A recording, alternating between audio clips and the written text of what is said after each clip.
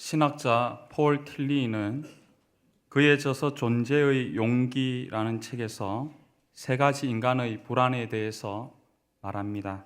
첫 번째 인간의 불안은 존재론적 불안입니다.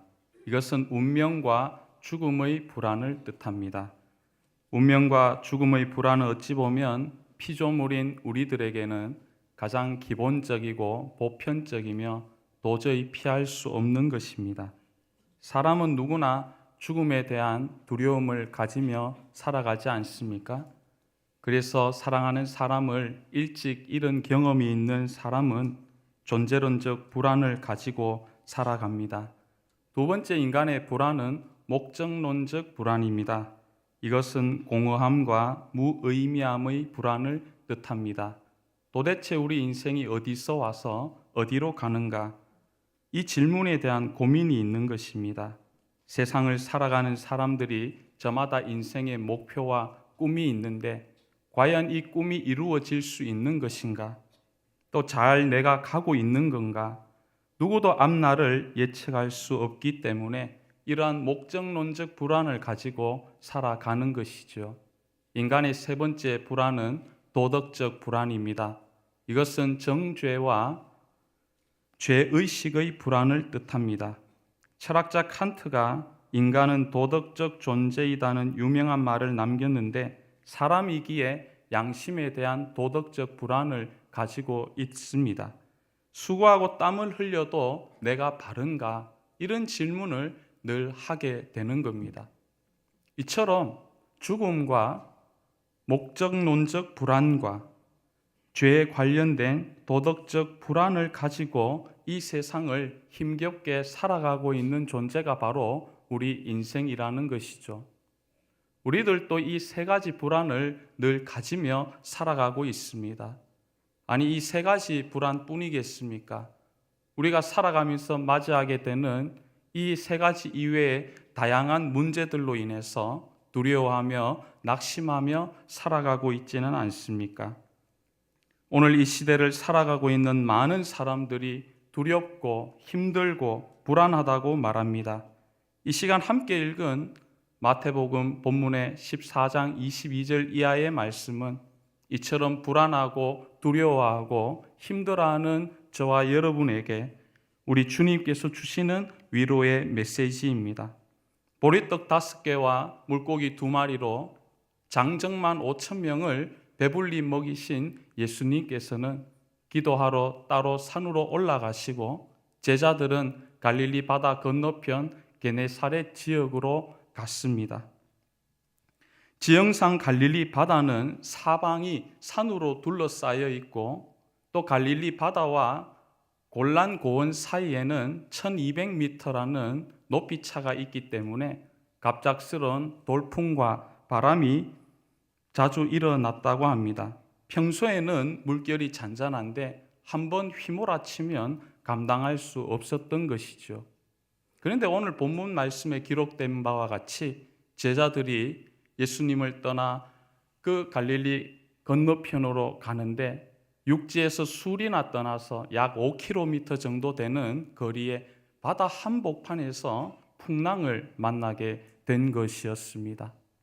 바람이 휘몰아치는 것도 두렵고 무서운데 모두 혼비백산하여서 떨고 있는 상황에 저 멀리서 어떤 사람이 그들을 향하여 걸어오고 있으니 얼마나 무서웠겠습니까? 성경은 이때를 밤사경이라고 기록하고 있습니다. 밤사경은 우리 시간으로 하면 새벽 3시에서 6시 사이를 뜻합니다. 그 새벽녘에 칠흑 같은 어두움이 있을 때 저 멀리서 누군가 걸어오니 모두 혼이 나가서 다 소리를 지르고 난리도 아니었습니다. 그런데 예수님께서 저 멀리서 걸어오시면서 유령이 아니라 나니 두려워하지 말라 그렇게 말씀하셨습니다. 예수님임을 알아본 베드로가 예수님께 한 가지 부탁을 드립니다. 만일 주님이시거든 나를 명하여 무리를 걸어오게 하십시오. 그래서 예수님께서 오라 하시니 베드로가 배에서 팔을 떼어 예수님을 향하여 걸어가게 됩니다. 물에 발이 빠지지도 않고 계속해서 베드로가 예수님을 향하여 걸어갔습니다. 그런데 주님을 바라보고 무리를 걷던 베드로가 그만 그 눈을 예수님께로부터 떼어서 바람과 물을 바라보니 그 마음에 두려움과 심한 걱정이 몰려오게 되었습니다. 그래서 그 발이 계속해서 물에 빠져 들어간 것이었죠. 그래서 예수님께서 그를 일으켜 주시면서 막 소리 지르는 베드로에게 그러십니다. 믿음이 약한 자여 왜 의심하였느냐? 그런 스토리가 오늘 본문 말씀의 내용입니다. 저는 이 시간 여러분과 함께 오늘 마태복음 14장 22절 이하의 본문 말씀을 통하여 세 가지를 함께 생각하며 은혜를 나누고자 합니다. 그 첫 번째는 예수님께서는 우리 삶의 어려운 순간, 위기의 순간에 찾아오신다는 겁니다. 캄캄한 새벽, 제자들이 바다 한가운데서 얼마나 두려워하고 떨었겠습니까? 인간의 지식, 능력, 힘이 폭풍이 몰아치는 그 풍랑 앞에서는 속수무책이었습니다. 더군다나 갈릴리 바다에서 고기잡이로 잔뼈가 굵었던 베테랑 어부 베드로도 이 일을 어떻게 손을 쓸 수 없는 상황이었다는 것이죠. 사방의 우겨쌈을 당해 자칫 난파 직전의 위험한 순간이었습니다. 여러분, 세상에서는 이러한 어려움이 인생에 주어지게 되면 어떻게 됩니까? 어제까지 둘도 없던 내 친구, 나를 그렇게 지지해주고 도와주었던 사람도 온데간데 없이 썰물처럼 다 빠져나가게 되는 것을 보게 되지 않습니까?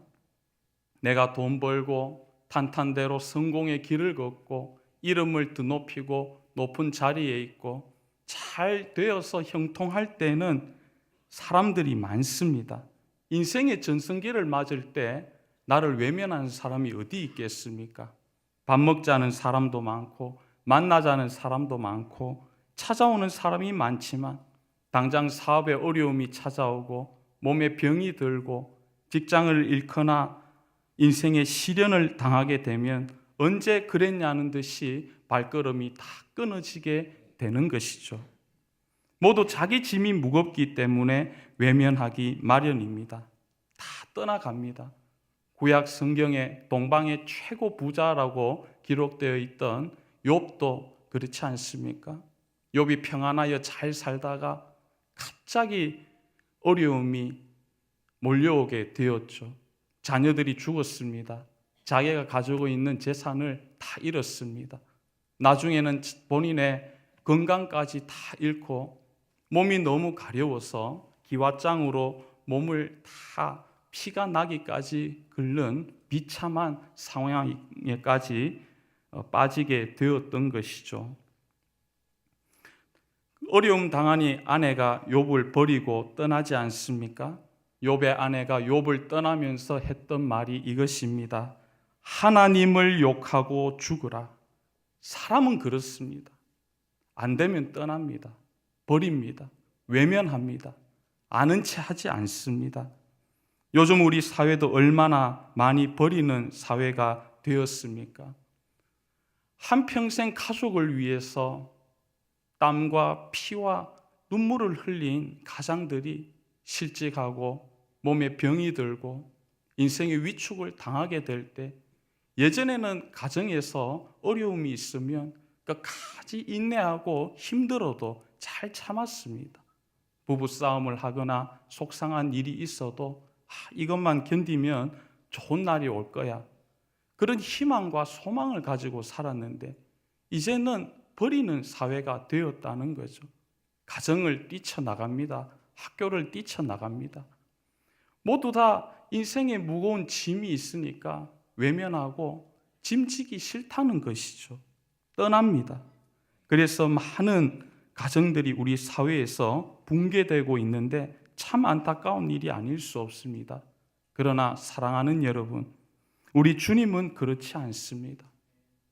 우리가 인생의 위기를 맞을 때 어찌할 바 몰라 방황하고 남몰래 눈물 흘리고 좌절하고 낙심할 때 그 삶의 나의 현장에 찾아와 내 마음을 어루만져 주시고 위로해 주시고 힘을 주시고 넘어진 나의 손을 잡아 일으켜 주시는 우리 주님이신 줄 믿습니다.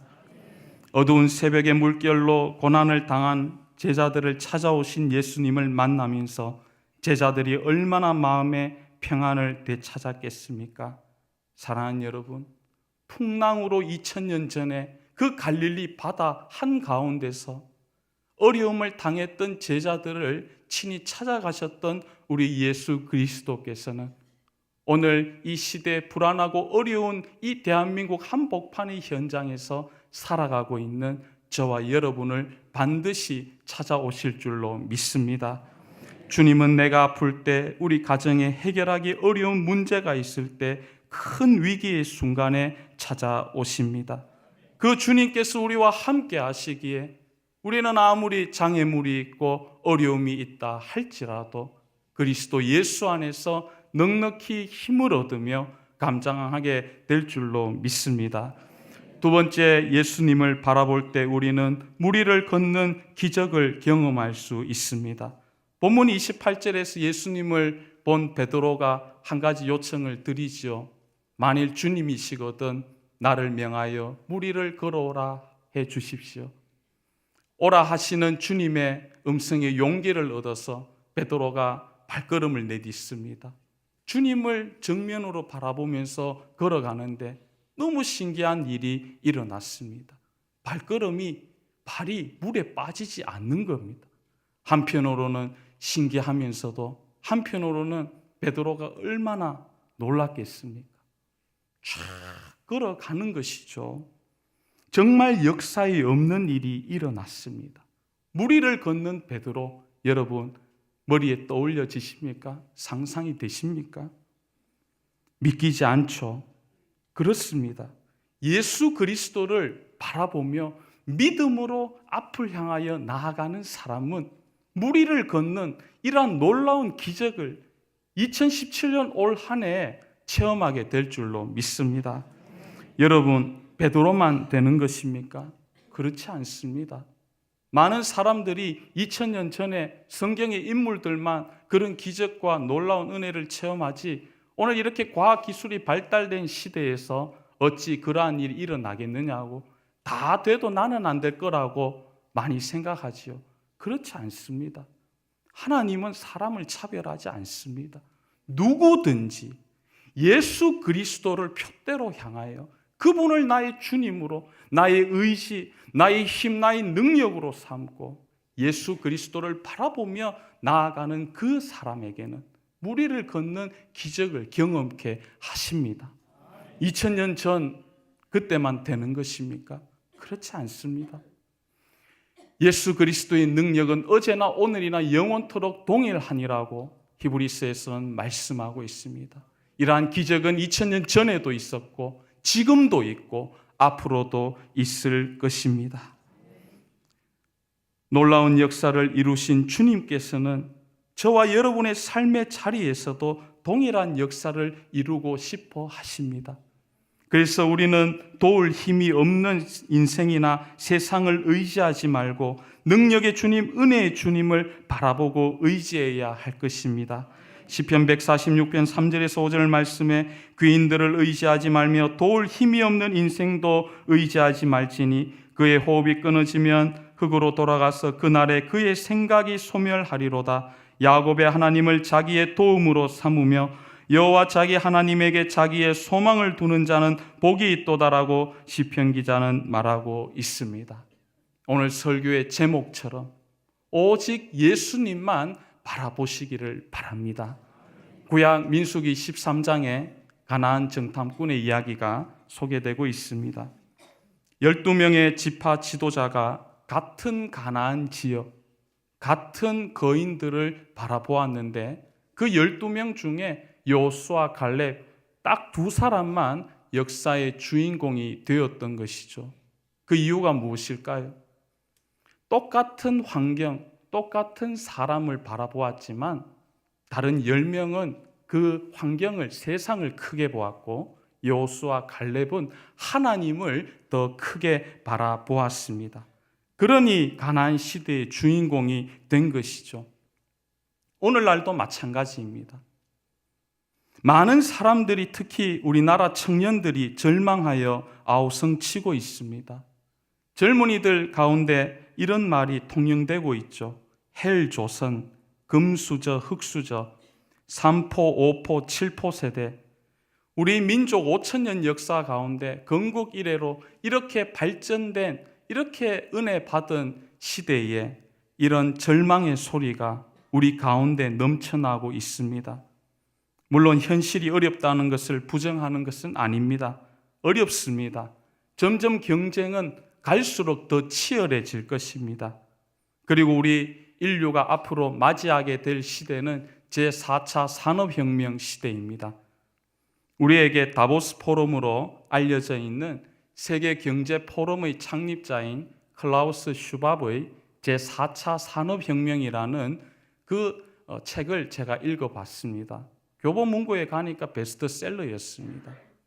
앞으로 미래에 대한 그런 두려움이 있지 않습니까? 그 책을 읽어보니 학자들이 그렇게 예상을 합니다. 앞으로 많은 기계가, AI가 인간의 자리를 대체할 것이다. 없어지는 직종도 많고 사람은 점점 일자리를 잃어갈 것입니다. 읽어보니까 마음이 섬뜩했습니다. 구조조정이나 기계 대체, 산적한 난제들이 우리를 기다리고 있습니다. 그러나 여러분, 중요한 한 가지 사실이 있습니다. 아무리 우리에게 수천 가지, 수만 가지, 아니 그보다 더 많은 태산 같은 장애물과 우리에게 있다 할지라도 중요한 한 가지 사실은 우리 주님은 그 문제보다 크신 분이라는 겁니다. 전능하신 하나님, 우리 장로님께서 기도해 주셨지만 역사를 주관하시는 우리 창조주 하나님, 삼위일체 되신 우리 주님께서 우리의 모든 문제를 해결해 주신다는 것, 그분 앞에서는 작다는 것이죠. 인간이 볼 때는 크고 길이 없지만 주님께는 길이 많습니다. 우리는 절망하지만 주님은 늘 우리에게 소망의 메시지를 말씀하고 있습니다. 신약 복음서에 나오는 오병이어 사건을 여러분은 어떻게 생각하십니까?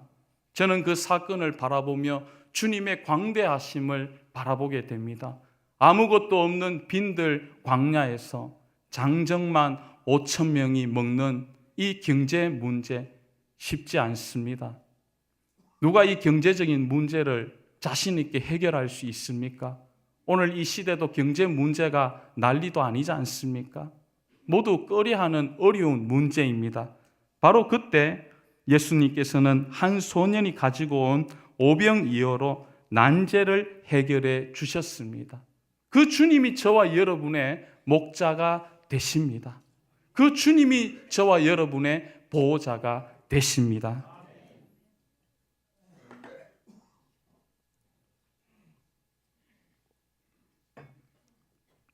말씀을 준비하면서 세문안교회 100년사를 읽었습니다.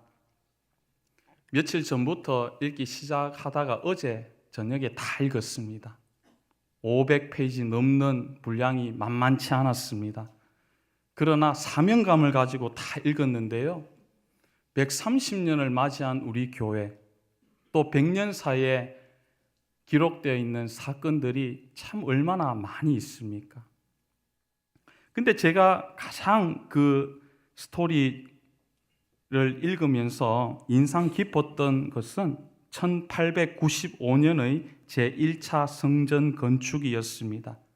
창립 7년째를 맞이하던 우리 교회에 봄부터 건축 문제가 본격적으로 거론되었습니다. 하나님께서 부흥의 역사를 허락하시니 교인들이 계속 모여드니까 언더우드 목사님의 사랑채가 비좁아진 것이었죠. 연동교회와 곤단골 교회를 분립했음에도 교인들이 계속 늘어서 100명이 넘어가니까 이 공간 문제가 현실적으로 닥쳐왔습니다. 새 예배당 건축에 대한 바람은 선교사님보다는 오히려 초기 성도님들이 더욱 간절하였더라고 백년사는 기록하고 있습니다. 그런데 당시 세문안교회 교인들의 신분은 교사, 목수, 상인, 농부, 포졸 및 역관들이 대부분이었습니다. 한 달에 $5 이상의 고소득자는 전혀 없는 상황에 건축비가 $2,000라 되는 천문학적 금액이니 참으로 어려운 것이죠. 그래서 어떻게 이 큰 일을 해낼 수 있을까 하여 선교사님들은 회의적이었습니다. 당시 선교부 정책도 전혀 지원이 하지 않는 그런 결정을 내려놓았던 것이죠. 순수 세문안 교인의 힘으로 건축을 해야 했습니다. 여러분, $2,000라는 이 천문학적 금액이 초기 성도들을 짓누르지 않았겠습니까? 사람인데 밤잠도 안 오는 것이죠. 그런데 참 놀라운 사실은 우리 선조들은 하나님이 함께하면 불가능한 것이 어디 있겠습니까? 라고 반문하며 그 일을 시작했습니다. 교인들이 직접 공사판에 끼어들었습니다. 모두 정성을 다해 주님을 위한 그 성전에 대한 꿈과 비전을 가졌습니다. 건축 헌금으로 150원을 마련했지만 건축비에는 전혀 미칠 수 없는 금액이었습니다. 그런데 기적적인 일이 그해 여름에 일어났습니다. 우리나라에 전국적으로 콜레라가 발생했는데 모든 우리 세문안의 성도님들이 서대문 밖 진료소에서 에비슨 선교사님과 의료진이 진료하는데 거기 가서 자원봉사를 했습니다. 헌신적으로 봉사하고 열심으로 구제 활동을 펼쳤는데 이것이 우리 정부에 알려진 것이었습니다. 그래서 왕이 크게 감동을 받고 약값 외에 인건비를 다 주라고 했습니다. 그렇게 해서 부족한 재정이 채워졌습니다. 이때 받은 인건비가 그대로 건축 헌금이 되었습니다. 언더우드 목사님은 훗날 당시 건축기금 모금 경위를 수레한 바가 있었는데 제가 발췌해서 읽겠습니다. 내가 알기로 그들 대부분은 기본 생계조차 꾸려나가기 어려운 사람들로 하루 벌어 하루 먹고 사는 사람들인데도 어느 누구도 그 돈을 자신을 위해 쓰려고 하지 않았다. 그렇게 새 예배당은 그 누구의 도움도 아닌 순수 우리 세문안교회 교인들 자신의 자립적인 정성으로 마련된 첫 번째 성전이었습니다. 그렇습니다. 눈을 들어 주님을 바라보며 주님께 소망을 둘 때 이러한 놀라운 역사가 일어나게 되는 것입니다. 세 번째, 예수님 이외의 것을 바라보면 물에 빠지게 된다는 것이죠. 제가 말씀을 읽다가 좀 안타까웠던 부분은 본문 30절이었습니다. 우리 다 함께 30절 말씀 읽겠습니다. 시작.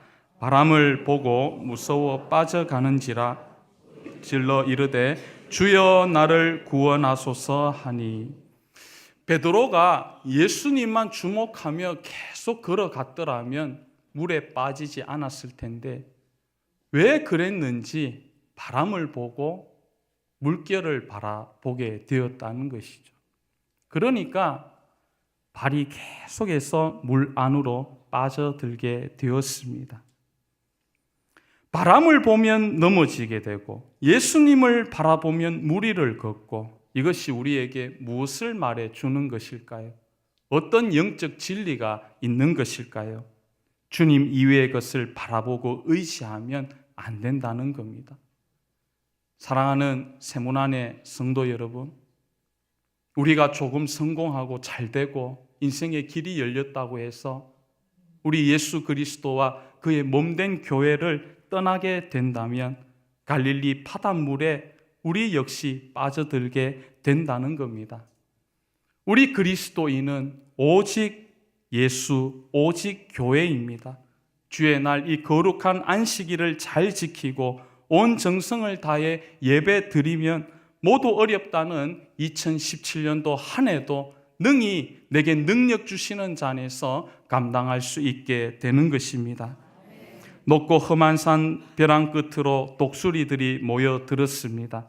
그들에게선 힘찬 날개짓도 매서운 눈빛도 발견할 수 없었습니다. 도대체 무슨 일이 일어났었던 것일까요?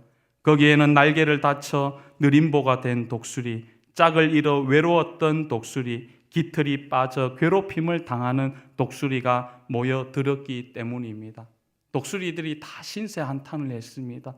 서로 자기가 불행하다고, 자기가 고통스럽다고. 이 슬픈 이야기를 들으니까 모두 다 슬퍼졌습니다. 그래서 한 독수리가 이야기하는 겁니다. 그래, 이제 우리 더 이상 살고 싶지 않아. 다 같이 몸을 던지자. 그래서 모두 벼랑 끝에서 몸을 던지려고 하는데 그때 바람을 휙 가르면서 대장 독수리가 날아왔습니다. 너희들 여기서 왜 뛰어내리는 거야? 대장님은 우리의 아픔 모르죠? 영웅이니까 따르는 사람도 많으니까 우리 같은 독수리들의 애환을 아세요? 날개를 다친 적도 없죠? 막 그러면서 대장을 쏘아보는 것이었습니다. 잠시 생각에 잠겼던 독수리가 자기의 날개를 탁 펴서 안쪽을 보여주었습니다. 그 안에는 온통 상처 투성이였습니다.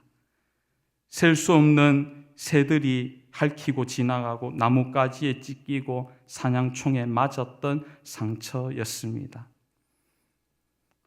상처 없는 새는 태어나자마자 죽은 새들 뿐밖에 없다는 것을 대장 독수리가 이야기했습니다. 사랑하는 여러분, 저는 이 대장 독수리의 예화를 읽어보면서 우리 예수님을 생각해 보았습니다. 예수 그리스도의 고난과 수치, 낮아지심, 그리고 십자가 죽음, 이것을 생각하면 우리가 현실에서 견디지 못할 어려움이 어디 있겠습니까? 삶이 지치고 힘들 때마다 주님을 깊이 생각하는 저와 여러분 되기를 바랍니다. 지난 수요일을 시작으로 사순절을 보내고 있습니다. 사순절은 기독교의 가장 핵심적인 절기로 예수님을 묵상하고 예수님을 바라보는 절기입니다. 부활절까지 이 40일 동안 예수님을 집중적으로 바라보는 시간입니다. 히브리서 3장 1절에서 2절 말씀에 히브리서 기자는 말합니다.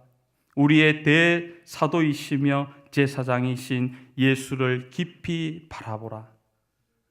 예수를 깊이 생각하라. 우리의 눈을 들어 이제는 세상과 사람이 아닌 그리스도를 바라볼 때 크고 놀라운 주의 평안과 주의 은혜가 우리에게 임할 줄로 믿습니다. 기도하겠습니다. 하나님 아버지 감사합니다. 주님 바라보기를 원합니다. 사순절 첫째 주일을 맞아 예수님의 고난, 예수님의 낮아지심, 예수님의 수치, 예수님을 생각하기를 원합니다. 주님을 바라봄으로 무리를 걷는 기적을 체험하는 우리들 되게 하여 주옵소서. 주 예수님의 이름으로 기도드립니다. 아멘.